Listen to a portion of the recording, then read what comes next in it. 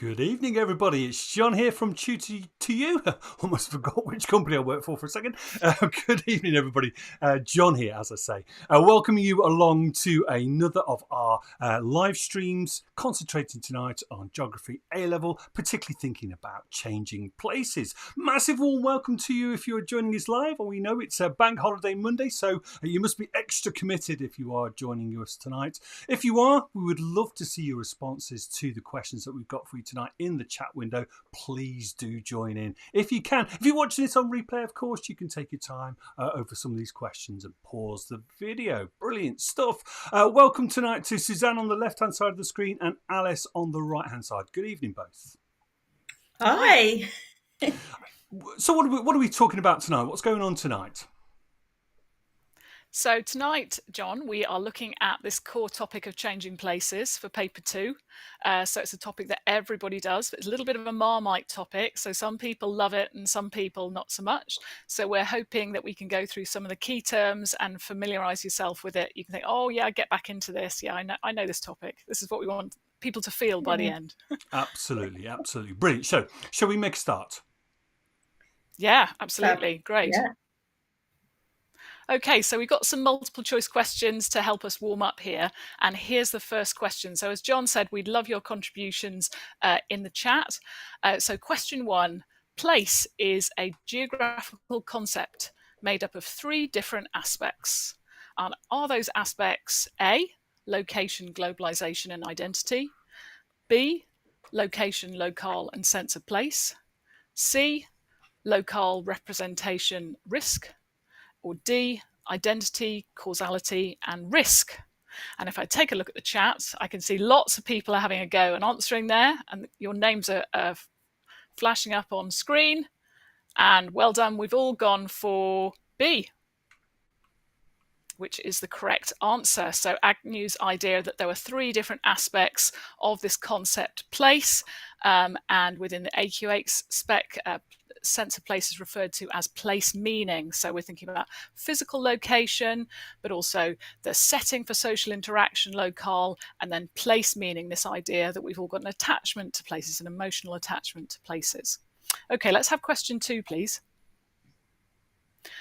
Okay, places are important in our lives because place meanings are often A, standard, B, universal, C, objective, or D, contested. What do you think? What's the word that best finishes that sentence? So place meanings are often, what are those? We've got a range of answers here coming in, but I can see that we have got a couple of right answers. I think Aidan and Ben got that right there. Let's have a look at the answer then, John. You're showing us what everyone's gone for. Quite a range there, but the correct answer is place meanings are often contested because of the subjective element. So lots of people have different understandings of places in which they live, their significance. They have different levels of attachment to them, topophilia, topophobia, and this affects planning decisions, doesn't it? And decisions of companies and house builders and local government because of different perceptions and different meanings of places.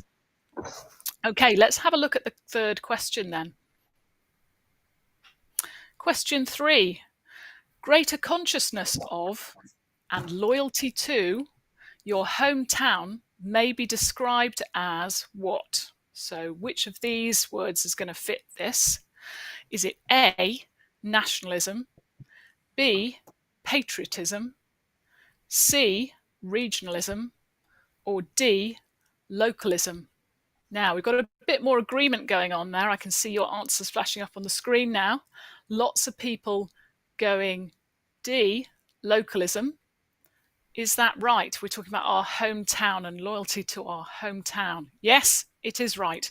So, when a change happens in an area or is threatened perhaps in an area, then people feel that their local hometown is changing. It's not what they are used to. And often there's a sort of enhanced understanding of where you're from and the significance of it for you. And this can motivate people to mobilize and communities to band together to try and resist change. And this is sometimes referred to as NIMBYism. So not in my backyardism. And we've seen that in my area where I live in the Chilterns, affected by HS2. Okay, question 4. Across human society, people in distant places have often been seen as different to us. So we think in terms of us and them. So are we seeing them as A, other, B, in common, C, alike, or D, local? It's a trickier one. Across human society, people in distant places have often been seen as different to us, or what? Now lots of people I can see in my other window, but it'll pop up onto screen, are going A, and thank you for all of your contributions. And if you said A, you are absolutely right. Well done. So yes, anthropologists who've studied human societies say that around the world, people divide the world up into us and them, so the people that they know and they meet on a daily basis, and people they don't have direct contact with. So that's a sort of a part of the human condition. But the problem we have is the links that then has to human behaviours, like nickname calling, one end of the spectrum right up until racism, and we could argue empire and wars and things. But certainly in the nickname calling end of it, you've got Aussies calling us whinging poms, which I learnt today is to do with immigrant rhyming with pomegranate. I don't know whether you knew that, Suzanne, but so you've got nicknames at one end, and then you've got sort of terrible human atrocities at the other end of it. So it's really important as geographers for us to understand this reaction of us and them, and think about whether we can break down those barriers over time. But this links to the next question, I think. Okay, so question 5, an example of an organisation that aims to break down perceived barriers between us and them is A, UK Border Force, B, Culture Wars, C, xenophobia, or D, the International Fair Trade Movement. So I don't know whether that's an easy one for people or not. Some people were very quick on the draw there with their answers, and here they come on screen. So loads of people going D. I think Lizzie P and Prapti were some of the first there. Well done to you guys. So, of course, D is the right answer, and we might argue the other 3 are doing the opposite. A bit of politics there for you. Okay, so have we got one more question? Yes, we have. So I'll read this one for you in case you're missing it off the top of the screen. Technological developments such as the internet and mobile phones mean we don't experience the friction of distance so much today. So this process of the friction of distance diminishing is known as A, placelessness, B, inequality, C, time-space compression, or D, identity. What do we think? And again, people are really on the ball tonight, which is great to see. And lots of people with their answers in the chat. And of course, if you said the answer was C, you're absolutely right. So this idea that, if you're in contact with a friend who's traveling at the moment, maybe they're a little bit older than you and they're traveling around the world, you're probably hearing from them, you're getting regular updates from them through the magic of Wi-Fi and instant messaging and free phone calls via the internet.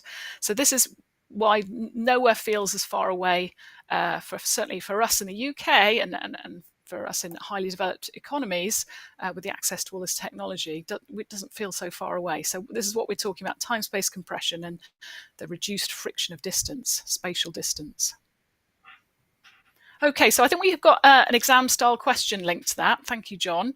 So this is the sort of 20-mark question we get specifically with AQA A-level, where we have a quote and then we need to respond to it. And I know this is the case for other exam boards as well, so maybe have a look at it, even though perhaps the tariff of question isn't quite right. So globalization has not only increased our economic interdependence, but also changed the way we view places as being near or far. So that's an opinion someone's offered up.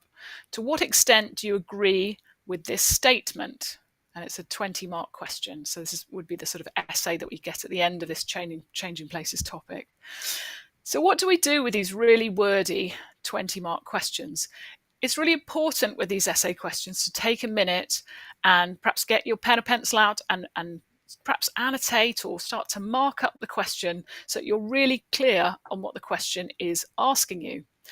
So teachers often talk about bugging the question. Here we're going to take the bus, so similar sort of acronym. So with the B, what we're asking you to do is box the command. So in this case, we've got to what extent. So in this case, it's to what extent do you agree? To what extent do you agree with this statement? So we've got an opinionated statement, and you have to say to what extent you agree, whether it's a lesser or a greater extent, perhaps by your conclusion. So that's boxing the command.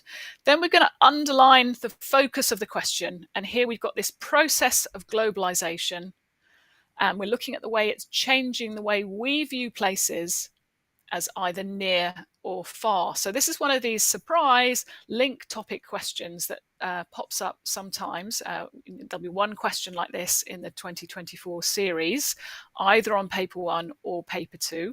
And we've got a link with clearly global systems. Okay, but this question's popped up in your section B, so it's your changing places question.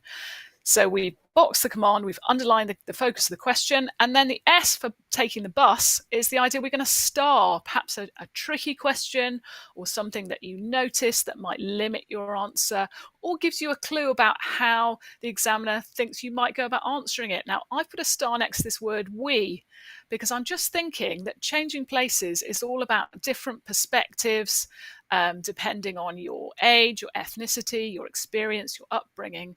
But we've got that word we be. And I'm just wondering if we all view places in the same way. Well, what do you think, Suzanne? Oh, well, very multiple views of the way to view things. And I think actually we need to consider positionality. So to what extent would we see that a place is the same? We have access to, technologies. We can go on holiday. We can travel extensively, but not everybody can. So I think that's something to consider, whether really places are near, even if they are distant to us. So I think we've got a sort of development of how a student might go about answering this. Is that right, Suzanne? Yeah, Perhaps John will we tell do. us. So Here we go.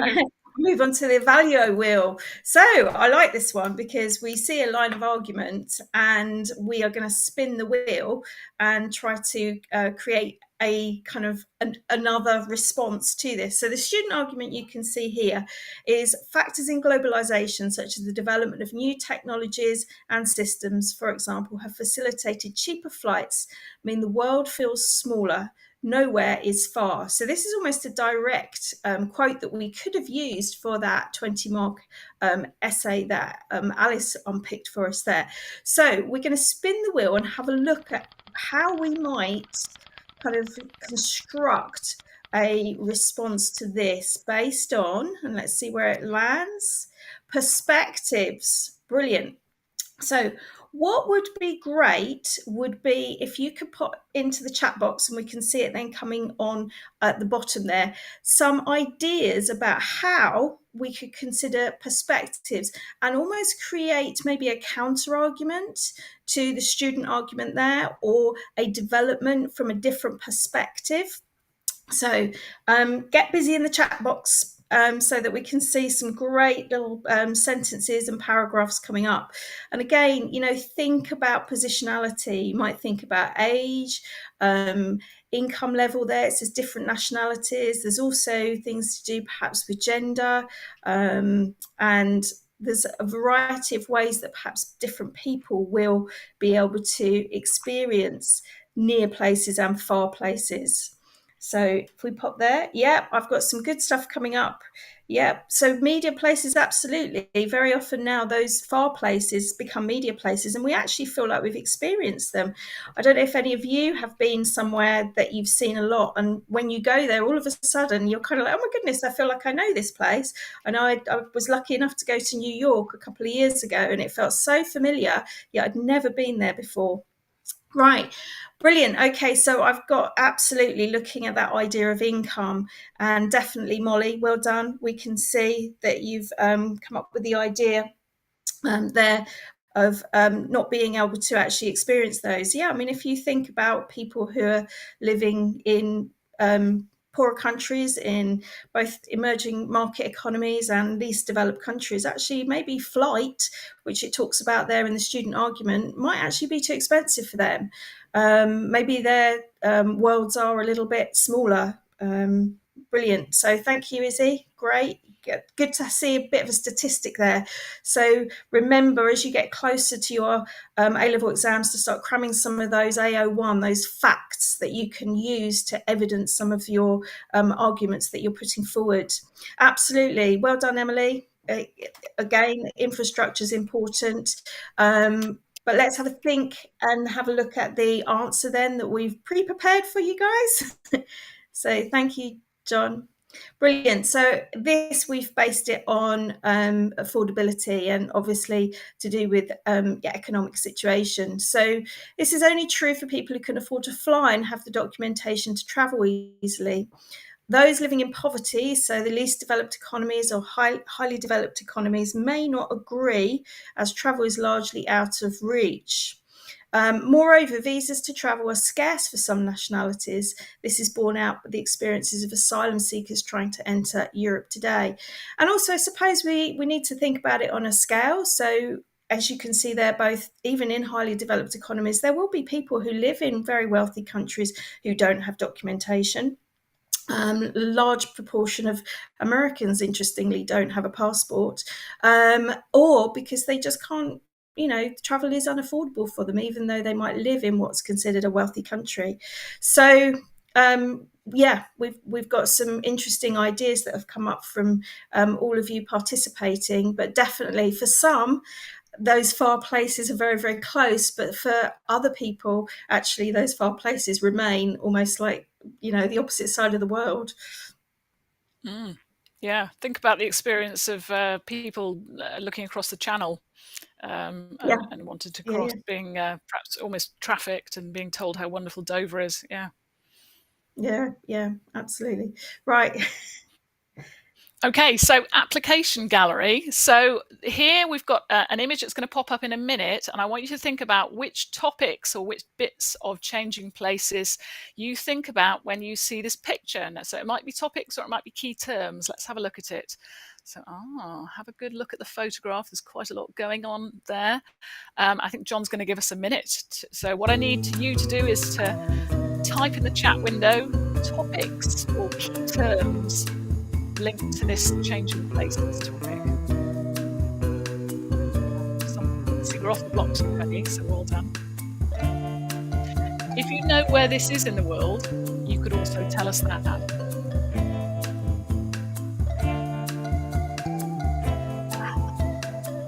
Thank you, Jakob. You were definitely first. Okay, some good ideas.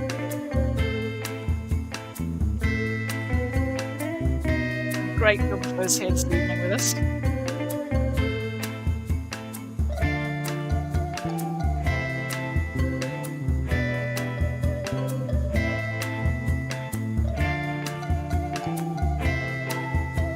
Yeah, common themes coming up around regeneration for sure.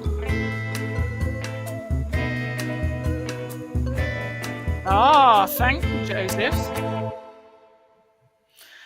Okay, so well done. Joseph has correctly identified this as Newcastle. So we're looking across the Tyne to Newcastle from Gateshead, and this is an area called Quayside. Now, we've got loads and loads of really good answers. Lots of people talking about regeneration and rebranding and use of heritage. So if we have a look at, John, what we came up with as well. So yes, I've got this idea of endogenous and exogenous factors, which I think we saw people talking about earlier on. Definitely regeneration. So this is an area of Gateshead that was historically quite industrial. It's being repurposed for leisure. We can see that cafe in the foreground.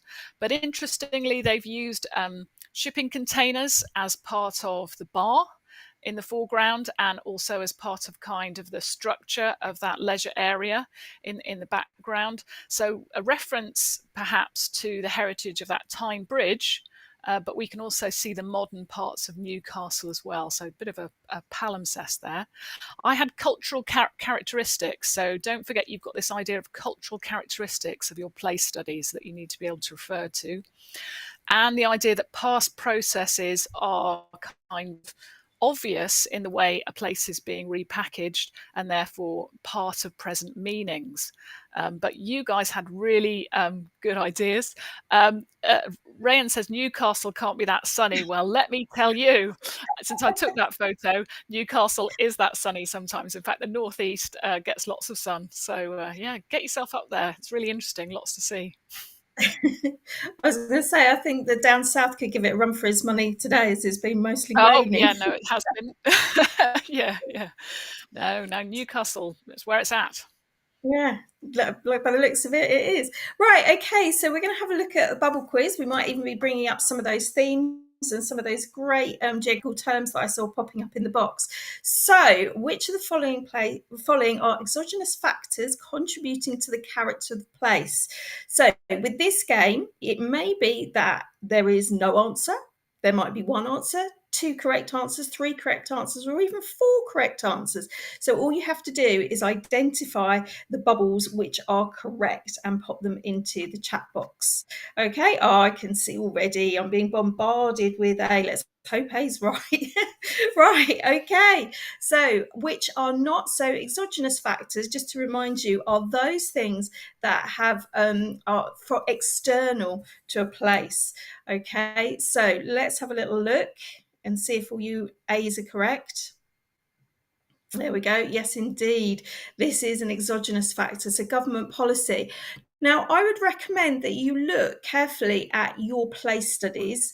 I would think most of you have obviously got a UK place study, and consider how government policy has impacted on your place when you're doing a little bit about, when you're putting together your case study notes. So I know we've been looking at a school, the ideas around perhaps sustainability and how government policy, levelling up, all of those things have kind of impacted in different ways upon the places that we've studied. So it's worth just having a little look over to check how that impacts on your place study. You can see the endogenous factors there. The local geology could impact on the characteristic of a place. So, for example, it could be that particular rock type is difficult to build on or is more likely to flood, so that place has been avoided when your places or the buildings, the built environment has been built in your place. Topography, obviously the shape of the land, so steeper relief is much more difficult to build on, flatter land much easier, and obviously the built environment gives the place character, and some places have their very own kind of distinct vernacular style of buildings, whereas others, when actually everything looks very, very samey, we go to that kind of those ideas of placelessness. Right, okay, let's go on. Thank you. Right, so this question here: which of the following is or are an example of culture-led regeneration, an attempt to reshape place meaning? So have a look at those. We've got Strictly Come Dancing at Blackpool Tower, Coventry City of Culture in 2021, Turner Contemporary Gallery Margate. Every time I've tried to go there, it seems to be shut. And the Silicon Roundabout at Tech City, London. So which one or ones do you think are attempts to reshape place meaning? We've got a few coming up. Remember, there might be more than one answer. So just have a little look. Well done. I've got a few. Yeah. Have a think. Culture. Okay. You'd be looking at a few different bits there. Right. So shall we reveal then, John? Brilliant. Okay, so you have those three, A, B, and C. Okay, they're all to do with the kind of cultural aspects of life. Now, culture-led regeneration actually has a really kind of a history of being able to rebrand a place. Lots of these places have suffered from perhaps quite a lot of decline. Obviously, we've got two there with tourism being a big thing, both Blackpool and Margate. Tourist industry went into decline, certainly going on holiday in the UK seems to be far less popular as we have that time, we get more money and we're able to jet off to warmer places with more reliable weather. So both Margate and Blackpool really suffered for those reasons. So the kind of trying to create an alternative reason to visit these places around culture is really important to attract visitors back in. So Margate very much has sort of rebranded itself as kind of an artistic hub to go. And obviously you can see there with the Strictly Come Dancing, lots of people go now specifically just to see the dance floor that they see on TV on a Saturday and I think a Sunday night. And Coventry City of Culture, I know they spent a lot of money turning kind of their city into somewhere that would attract an awful lot of events, and they had a lot of festivals in 2021 and hosted big kind of music events and cultural events. So it's a way of really reshaping the place meaning, attaching a new meaning to a place, but also really attracting in visitors so the economy can be more stimulated and there can be economic growth. Right, should we have a look at question number 3? Wonderful. So how might flows of people influence the character of place by changing its A, built environment, B, cultural events, C, economy, or D, demographic structure. So how might flows of people change those? What ones are correct? And remember, this actually really links in with your global systems and global governance, where we talk about flows of people, flows of labour. And so there's a really strong link between changing places and the global systems and global governance unit. Brilliant. Okay, we're getting quite... well done, Ember. Yes, John, shall we do the reveal? It is, in fact, all of these things. So people moving into an area is going to affect pretty much everything, whether that's the built environment. I know we study Stratford in London, where there has been a huge inflow of people, and they have actually affected the built environment, changed some of the shop fronts so that they are more representative of other places that people have come from. Cultural events might be celebrating religious festivals. We can also have the economy with more people coming in. Often that stimulates growth, often being attracted in for jobs, and obviously changes the demographic structure. So if you're looking at an area perhaps that's been regenerated in the city, you might be looking at actually quite a lot of young people moving into the area, and perhaps more elderly or the original population perhaps feeling like they're being forced out, talking about kind of an alienation as a place changes. It's very interesting to look at that, and it may be applicable to your case study.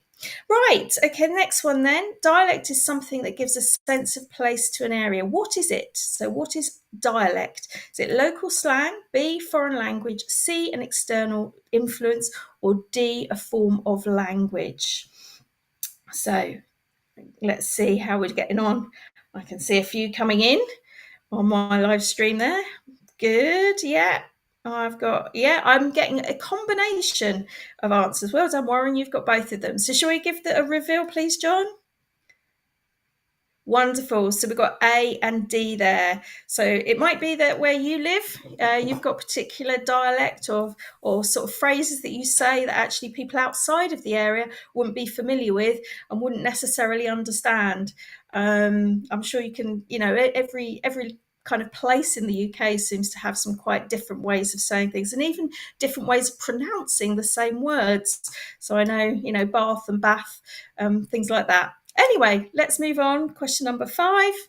And we have... Brilliant. If you wanted to investigate lived experience in a place, you would most likely want to A, interview locals, B, analyse census data, C, read local news sites, and D, go on Google Street View. So this is about lived experience. Lived experience is subjective, and it's often we are looking at qualitative data. So I've got A and C popping up. Oh, yeah, I've got some A's. I've got a whole load. A, B, C, D, not quite. Right, shall we have a little look, please, John, and reveal? Wonderful. So you would interview locals. So that would perhaps be a unstructured interview if you wanted to find out, their experiences in a place. Maybe if you're looking at a very specific aspect of place, maybe some of you did for your NEAs, you might be asking more structured questions. And you can read local news sites or even local sort of social media sites. There are a wealth of interesting ideas about how people perceive place. And also, as Alice said at the beginning here, very often contested views. So you will often find different viewpoints on or different perspectives on those local news sites. Fantastic. Right. I think we are on to our next activity, which is a categorize. So you have 60 seconds to separate the data sets that are listed here into the two categories of qualitative data and quantitative data. So I've referenced qualitative data a little bit earlier. So see if you can work out which one's which, and we'll start the clock now. And in the chat box, just put the letter 12 and your numbers, 1 and your numbers.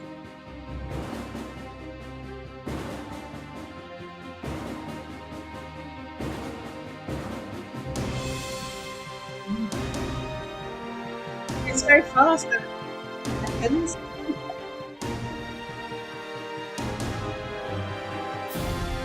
Oh, well done, Warren. You've decided to actually write them all out. Fantastic.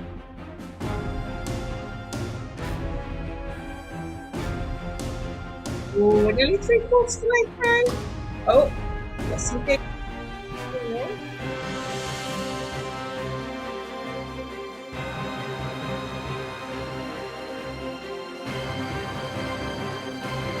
Oh, here we go. 3, 2, 1.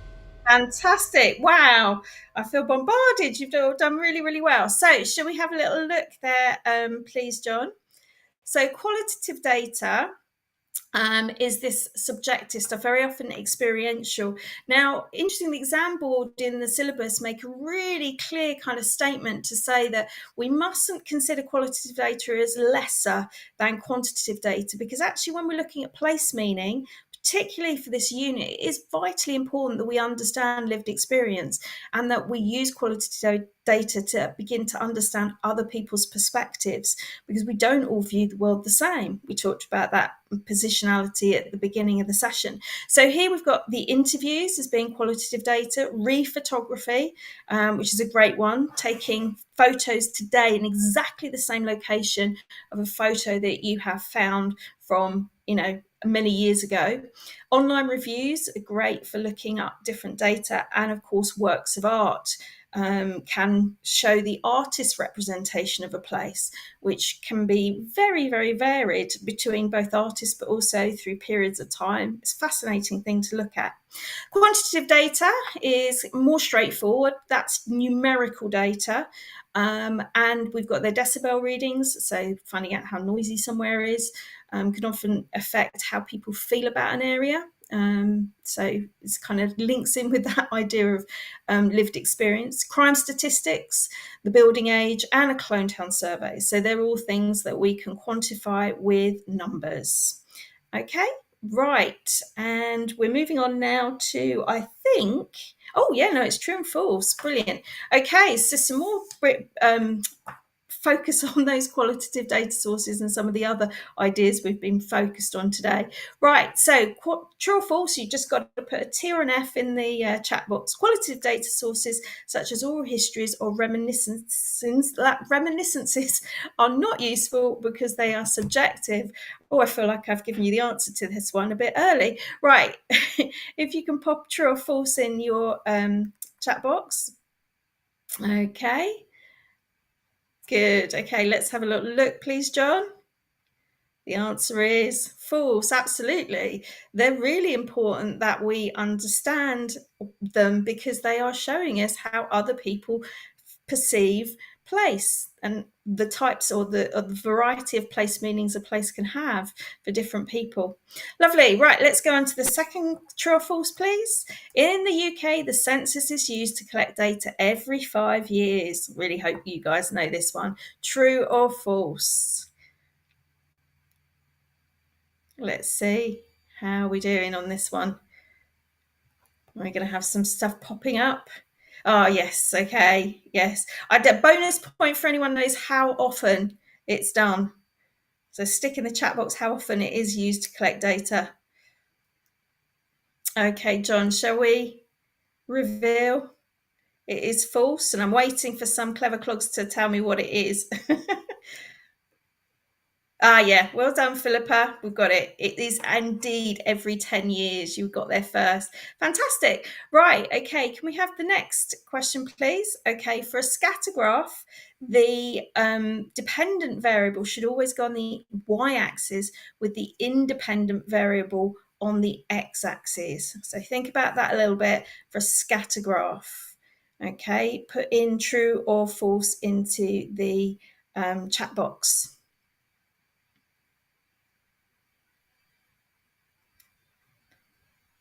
Okay. Oh, good. Yeah, got some good answers tonight. Right, shall we reveal, please, John?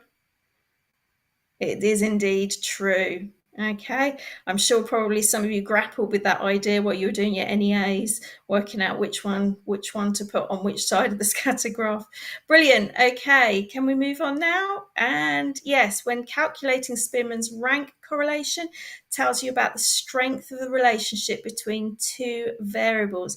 Is that true or false?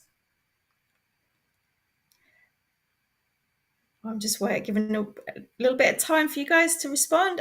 Good, we've got some coming in. Now, one thing I would say to you, I know for lots of you who are listening who are in year 13, those NEAs have been kind of finished. They've been given to your teachers. They probably may have even had your marks back now. But don't forget to just go over some of the stat stuff before your exam. Last year, there were a few stat stuff that did pop up in both the physical and the human paper. You might have done them on your mocks, so be really clear about some of those statistical tests. Have a look.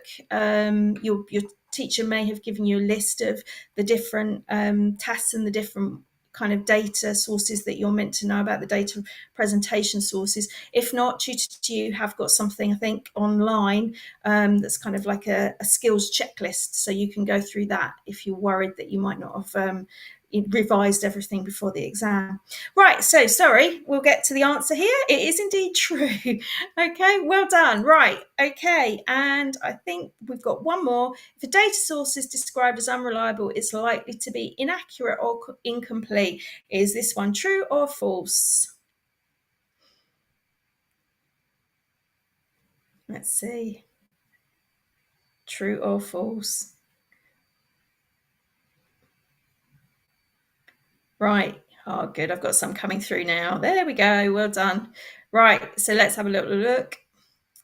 It is indeed true. Okay. So you have to be quite careful if you've got kind of an unreliable data source. It's very often because either not enough data has been collected, so there's inaccuracies with kind of maybe some anomalies that have skewed the data, or sometimes it can be incomplete.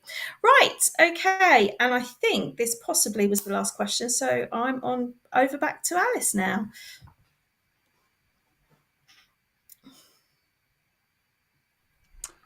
Alice, I think you're muted. Thank you, John. Can you hear me now? We can hear you, yes. Brilliant. So, question is, where are these changing places questions coming up? So just a quick reminder that we're talking about paper 2 and we're talking about section B. So we'll have a 4-mark question.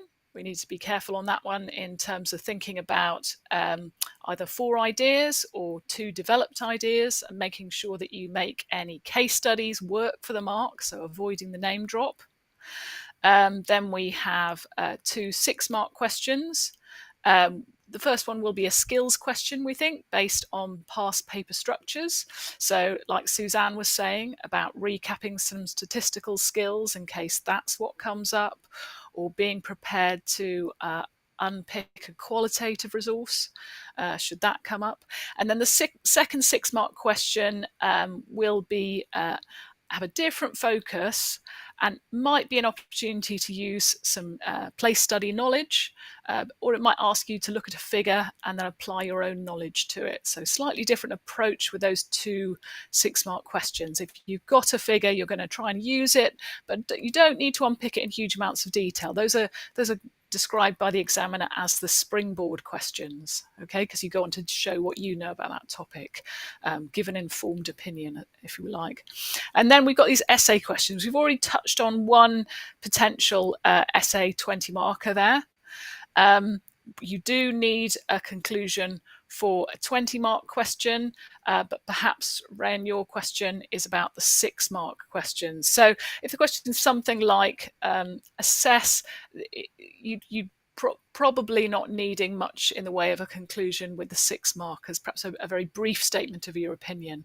The essay questions, those 20 markers, are where we're looking for a developed conclusion. So let's have a think about what that might look like with another 20-mark question, John. So here's another potential question we could have. With reference to your local place, evaluate the impact of shifting flows of money and investment on its characteristics for 20 marks. So going back to what we were saying about bus or bugging the question, if we start off with, we've got our pen, we're taking a pause, we're thinking about planning this response, what's the question asking me? So if we box the command to start with, so here we've got evaluate. So we're boxing that command, evaluate, and then we want to underline the focus of the question. And here we're being asked to evaluate the impact of shifting flows of money and investment on its characteristics. And what is it? Well, I'm going to put a star next to my local place, because that's definitely what we've got to answer it. That's the context that the examiner has given us, and therefore that's how we need to respond. Everything needs to be with reference to your local place. So we don't want to be writing an answer that is about shifting flows of money investment that is true for the whole of the UK. We've got to focus on our place study and look at its characteristics. And I note that word as well, shifting. I might put a star next to that one as well, because it sort of implies you can talk about investment or foreign direct investment perhaps, but also disinvestment, the way money might flow out of a local area, perhaps as a factory is closed or something happens like that. So let's have a look at, if we had some bit of exam gold on this question, what do we need to do here? Well, I suppose the reverse of exam gold might be exam coal or something, Suzanne, but please don't tell a story about your local place study. It's really tempting, isn't it, when you're thinking, gosh, I've learned so much stuff about my local place, and I want to give a potted history of it and get everything across.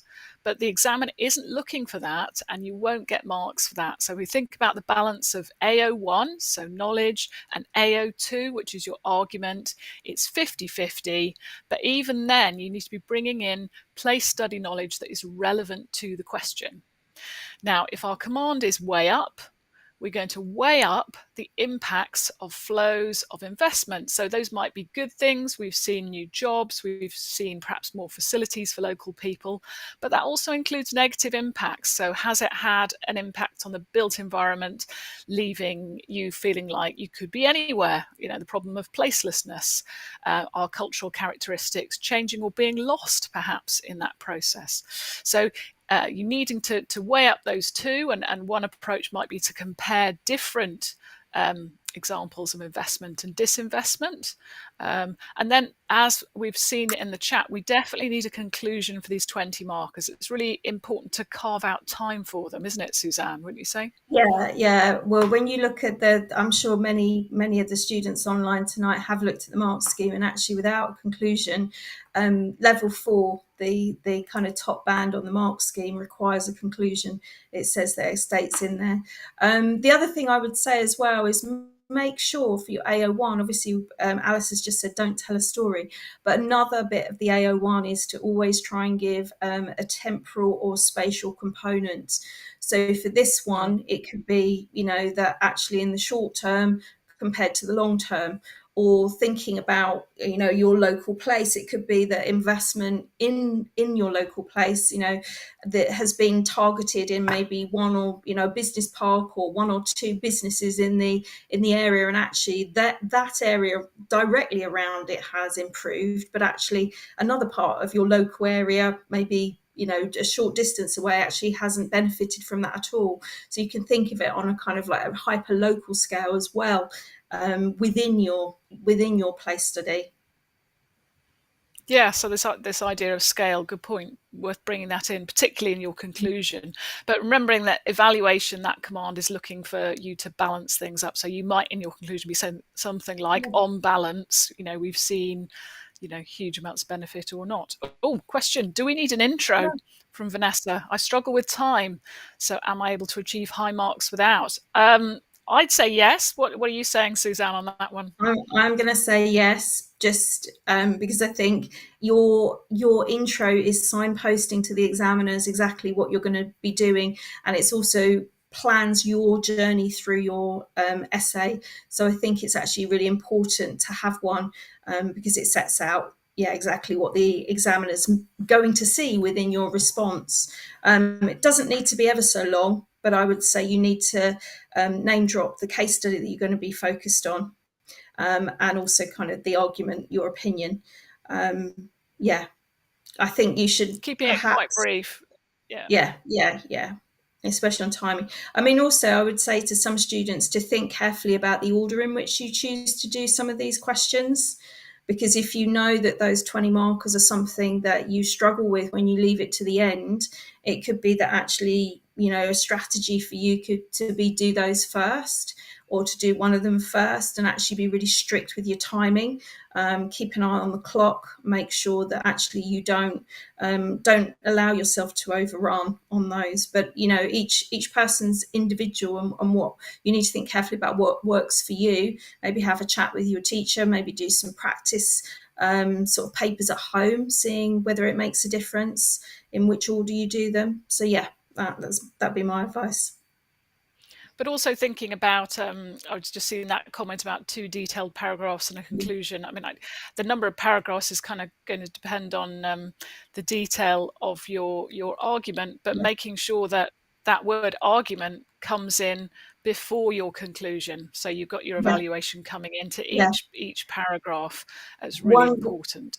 So one of the things I would also say is if you kind of always try and make the last sentence of a paragraph link directly back to the question again, mirror some of the words in the question, and ensure that you are again kind of doing some kind of analytical and evaluative element to it. It kind of forces you into a pattern of making sure that you're putting that AO2 within the body of the essay, so the examiner is not just waiting for the conclusion at the end. And obviously, if you've run out of time to do a conclusion at the end, then you've got hardly any evaluation if you haven't woven it into the kind of fabric of those main paragraphs in the body. We've got this other question: is talking about other factors such as historic features of the place relevant, or does it solely have to focus on money? So the focus of the question is evaluating the impact of flows of money. I think, and it's sort of the question implies flows of money into the place, so it's really asking you to talk about exogenous factors, I suppose. I suppose you could look at flows of money out being that local people invest elsewhere and there's a change in industry. That might come into historic stuff, but you'd need to focus on showing that investment, that change of investment. What do you think, Susan? I mean, I think arguably if you're looking at historic features, I suspect that actually the flows of money have kind of been the trigger for some of those changes historically within a place. So yes, you could, but you'd need to be really careful that you didn't just start talking about the history of your place and that once upon a time there was a town called, which Alice put at the beginning there, and that actually you're really clear about the historic change being directly linked to that flow of investment.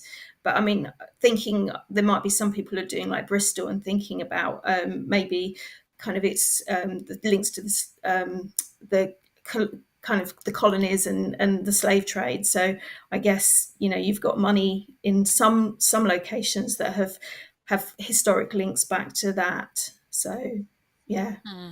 I mean, one thing that occurs to me with that question is they might have left it open and said your local or distant place, and you could have picked which one fits best in terms of being able to talk about movement of money, perhaps. So yes, John's put up our final slide here just to say that if you need more information and support revising changing places, if you go to Choose to Use YouTube channel, which of course you're already on, but the QR code takes you to the index for those different sessions. Suzanne and I have done another couple here specifically on bits of changing places, which might be useful, and there are some other ones which are really just kind of fun games. So, fill your boots with that sort of thing in terms of the revision, and I hope it's been useful. I think we've had some really good answers, Suzanne, haven't we? It's been fantastic. Very exciting to see such a, like you said, a Marmite topic, which obviously me and Alice absolutely adore, changing places, but actually it looks as if some of the students are really enjoying it and getting kind of their teeth into this, what can be quite a tricky topic. Yeah, absolutely, no, it's encouraging to see. Yeah. Well, we're drawing to an end now for this live stream. Massive, massive thank you to everybody who's taken part tonight in terms of giving us some answers. Wonderful answers, both the quick ones and the ones that required slightly longer answers. It was lovely to see. If you found tonight useful, it'd be really good if you give us a little thumbs up in YouTube. That helps get our message out there to a wider audience. Massive thank you, of course, to Suzanne and Alice for delivering that tonight. Wonderful stuff, very useful. We've got another one coming up very soon, am I right? Yeah. So on Wednesday, we're revising coasts, which is slightly out of step. So it's a catch-up session. And then next Monday, it'll be hazards. Brilliant and then, stuff. Go on. just to give human geography a bit of a shout out, the 20th of May for contemporary urban environments, which of course is also a wonderful topic to learn about. And 20th of May is not that far away. Again, thank you to everybody who's taken part. A massive thank you to Suzanne and Alice. Just a quick reminder, if you've not been to one of these before, when I press the finish button in just a few seconds time, this recording will be made available if you wanted to go through it again, and the PowerPoint that we've been using tonight will also be available probably about a minute or so after we've finished. Looking forward to seeing you all at our next live stream, whether that's Wednesday or next Monday, and goodbye from everybody here for now. Goodbye, everybody. Cheers. Bye.